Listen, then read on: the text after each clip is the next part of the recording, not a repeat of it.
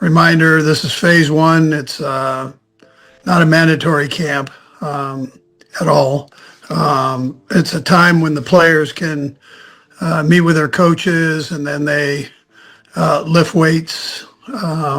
No coaches on the field, but they can go out and throw receivers and quarterbacks, and they can do punt returns and all that stuff. So, but it's again, it's not mandatory, and the turnout was great. So I appreciate that from our guys that they're all in that way. So, anyways, with that, time's yours. We will go first to Pete Sweeney. Pete. Thanks, Kelce. I have a second question if possible. Coach, just curious as to how much realistically you expect Patrick to be doing when he can finally take the field in some capacity. Well, you're saying when on that, Pete? When and what do you anticipate he will be doing? Yeah, so he goes to the meetings, he can lift, do all of that, rehab. That's the phase he's in right now. So we'll just see, kind of play it by ear, see where he's at, Pete. He's doing great, but we've just got to, you got to be smart with this thing. And then with the draft later this week, opportunity to pick in the top 10, you guys have mentioned how you don't want to be here. Just given that fact that you don't want to be here, don't expect to be here, how much does that behoove you to maybe be open to some aggression, even with the top pick? Yeah, we're here, so we have no choices. So we've embraced that, and you don't want to be here, but we've gotten past that phase, and we're in it. And so let's come out with a good football player wherever it might be. I mean, Brett is just exhausted every means here, and we'll continue to do that up through draft day and through the whole draft. But that's how he rolls, and he and his guys have scoured the country and have some great names up there. And the thought that we get a couple of these guys is exciting. And to have an opportunity to do it with a 9th pick, and that's a great thing too. And have a 29th pick, and 2nd round pick and a 3rd round pick. So I mean, there's a good number of picks we've got here. We'll hear from Matt Derrick next. Matt? Hey, Coach, a couple of questions for you. The first on the scheduling. Looks like you've cut off a week of OTAs and four practices. It looks like some other teams have done that as well. What's kind of the thought process behind that? Well, I saw that took place last year, actually. They had kind of extended the OTAs by a week just by pushing the clock back there. So the date's back or forward, however you want to look at it.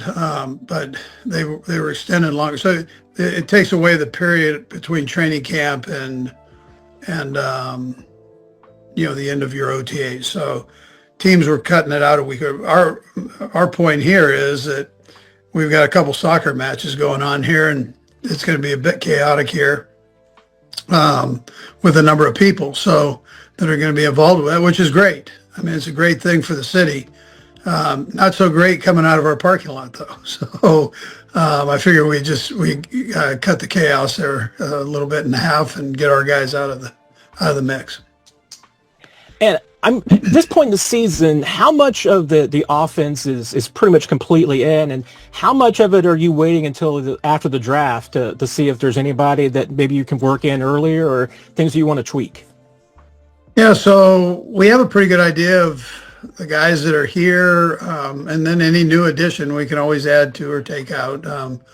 But we've got, we have a pretty good idea who the main guys are that are here. So we've had this extended off season, and we've been able to dive in there and really work with the plan for this coming season. We think we've got good direction in which we're going, and we'll see how it all formulates by the time we get it out of these OTAs and into camp, and then out of camp and into the season.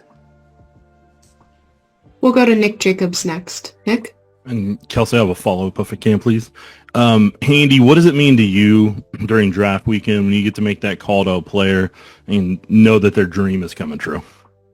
Yeah, Nick, these kids have put so much into it. Their families have put so much into it, and to persevere through the little league up through junior high ball and high school football, college ball, and here they sit, one of 1% having a chance to do this thing, and I mean it's exciting. So to give them an opportunity to make a living at it on a good football team and great organization, I think it's awesome. It's an awesome experience. Yeah. And since a lot of people don't get to be in the draft room, what's that been like for you over the years? And is there a specific memory that kind of sticks out to you during that time? Yeah, it's exciting. There are things that happen like that you can't necessarily predict. And anytime you're in those type of situations, like a game, you're on spot, and you don't ever let yourself relax a minute there. So you're on edge to make sure that you stay in tune with what's going on in the draft of the league. You've already done a ton of homework on the what ifs and what you think might happen or who might take what, and so listen, Brett heads all that up. I'm a bit of a spectator there, so I get to watch him, his mind churn and go through all these different scenarios, and he'll think out loud. I mean, it's all people in there that he has full trust in, and so it's awesome. All the phone calls that go on and maneuvering. It's really a great experience. It's one you wish you could share with everybody. You can't do that, but you wish you could share with everybody. We'll go over to Seren Petra next. Seren? And I'll have a follow-up as well. Coach, first of all, I've always talked about how diverse the offense is, and, you can do different things, but you guys did struggle to run the ball. I know you kind of commented about Kenneth Walker being able to, run out of shotgun or under center. You mentioned that back, I think, at the league meetings. But is it something, would you agree that you need to be more powerful in your run game, that you need to be more physical in the run game? And is that something, as you're putting the offense together now, that you really want to accomplish? Yeah, Seren, I mean, you know how this thing goes, that you want to be able to throw as many things at a defense as you possibly can. Defenses are complicated in today's world. They create crazy matchups and coverages versus all these different formations that the offense has come up with for confusion's sake. To neutralize that, here you come back with the run game. And if you can run effectively, it kind of balances some things out there with these bizarre secondary looks that you're getting. So, I think that's important. It's positive if you can do that. We feel like we have the people to do it, not only in the backfield but also up front to do even better than what we did last year. And then in the draft, looking at it, do you see any players? As I know Brett does all the background and his staff does everything, but they like to bring you kind of, hey, here's the final menu, Coach. What looks best? Do you see some receivers that look like they fit your type of offense and that could even perhaps be a number one wideout? I'll tell you, there's a number of receivers that are good players. I think the key when you're there, you hear this every year, Seren. I mean, you know this, but you always hear take the best player available when you get to that point. So it doesn't matter. It doesn't matter if it's an offensive lineman, a defensive lineman, a wide receiver. It doesn't matter. And people can try to predict who you're going to take, but you're going to get to that point. Brett's going to go, listen, all these hours we put in, let's get the best guy and let's roll with it. And will there be a wide receiver? I don't know that. I don't know if what's going to be there, but whatever it is, I know he's real disciplined with taking a good one. Looks like we have a few more for you, Coach. We'll go first to Sam McDowell. Sam? Hey, Andy. What does stand out about watching Brett and his team this time of year? Yeah, Sam, I think the thing that you'd be amazed at is the hours that those guys put in. I joke them about it. They lock themselves in a cave for 16 straight days, and they all come out sick. If they've been in there breathing each other's air, and inevitably half of them come out with colds. But they're in there to grind out the tape, to look at every player, to maximize their knowledge of each player. And it's amazing. It's an amazing thing to watch each year, and they love it. So my hat goes off to them. It's quite a thing. And that's just the first phase of it. And then they come back and redo it again for a week, and it's something. And all of a sudden they formulate this board, and it's really freaky, Sam, how that board comes off the way they've set it up. There are a lot of variables that can take place during a draft, and they set this thing up, and I mean it's crazy how the players fall off of that thing, and to really what their likings were. We'll hear next from Stacey Dales. Stacey? Hey, Coach Reid, love your shirt. I think there's footballs on there. There are footballs, Stacey. Doggone, here, I'll stretch it out here a little bit, so you can see. How are you doing? Fantastic. Good. Awesome. Yeah. Good to hear from you. Good to see you, Coach. Two quick ones for you. Brett was telling us that there isn't a day, maybe 45 minutes he spends with you. How do you impact the evaluation of these players? I don't know if there's an example like a Josh Simmons or just your influence on these prospects, because Brett told us how important it is for him. Yeah, so Brett and his guys, they put together stacks of guys. So they'll get players that like players. And Brett does a great job of having the coaches kind of look through those stacks and going, yeah, we kind of like this guy better than this guy. Even though they're that close, they help separate them to the liking of the offense, defense, or special teams. So, and then, I mean, he lets me get involved with that too. He'll give me some guys to do, and just as another resource, another voice in there. Inevitably, though, they've already got the work done. And Brett has a great eye for that, and so we're not off by very much ever. I normally agree with how he's seeing it. I mean, I've got a lot of trust in him on that. And just quick follow-up. In today's game, Coach, what are the biggest traits that you look for in an offensive tackle specifically? Well, he did say offensive tackle, didn't he? Is that who we're taking as an offensive tackle? Doggone, Stace, you got some inside information. I would tell you, I always look at the feet. I go and say, listen, give me somebody that can get out of their own way and get themselves in position where they can put themselves in the best position possible to block a guy, whether it's in the run game or the pass game. And then I work my way up from there with the core strength, the arm length, all those things. And that's the offensive line is kind of my baby, along with the defensive line. I like both the big guys. I think you can make you win games by making sure that group is strong.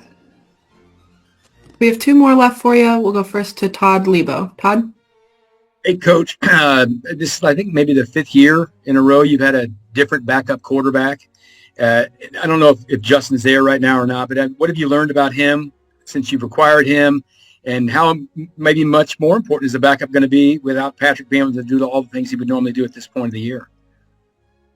Yeah, so I appreciate Justin and the way he's gone about everything so far. He's been great with everything. I don't know him, as well as I will have known him once we get through a few weeks here, Todd, but I like from afar what I've seen. I like when I've met with him, what I've seen.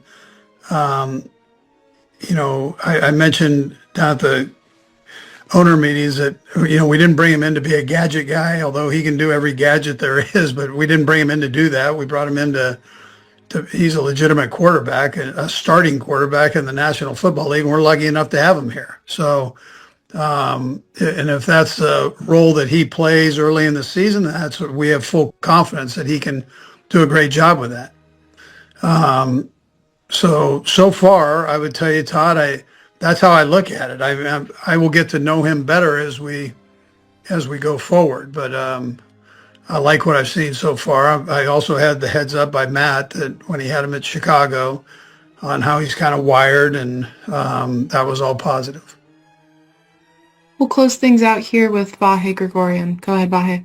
Hey, Andy, thanks for doing this. Two things, if I could, Kelce. Andy, I know it's maybe ancient history, but when Brett was your personal assistant, you were first getting to know him, I think he was a bit on the fence about whether he wanted to coach or get into this branch of the service. And I just wondered what it was or when it was that you saw that this was the way for him to gravitate. Yeah, so at that time I was working more with the personnel side than I am now, and the coaching side. So I always gave that position an opportunity to go either direction, whatever they chose to do. Brett kind of leaned towards that side as his time went on with me, and he had a real knack. I mean, I'd give him guys to look at, and he'd come back, and I thought he was spot on. Now it's my opinion with his opinion, but it seemed like he was spot on. Then he went out and became a scout, and he started bringing people in, the Sean Jacksons, LaShawn McCoys, Cox, these guys, and he stood up on the table for these guys, and and so all of a sudden I'm going, wow, this guy. I mean, I saw it early, but not like that. I mean, it was, and then you come here, and then it's Pat Mahomes, and and the rest is kind of history. So anyway, so that he had an eye for it early. I could see that, and he had a passion to go along with it, and then he was accurate, most of all, with the guys that he really felt good about. They were like really good players. And the second thing is, I know you're always pretty amped up this time of year and that coaching keeps you young, but it does seem like the last few times we've spoken with you, you've been pretty fired up. And I wonder if I'm reading that right, and is it if so, is it the nature of the challenge? Is that part of it? It just seems like you're extra excited. Yeah, I mean, listen, when I'm not excited by, hey, I'm getting out, right? I'm not going to do it anymore. So, I mean, I enjoy doing what I'm doing. Feel very honored and privileged to be able to do it. If I could get my hair to look like yours, it'd be aces, man. We'd be right on. But I enjoy what I'm doing, and the people I'm around here are good people. I love the new additions that we've added, whether it's coaching staff or with the new players, and now we get to bring in some more guys.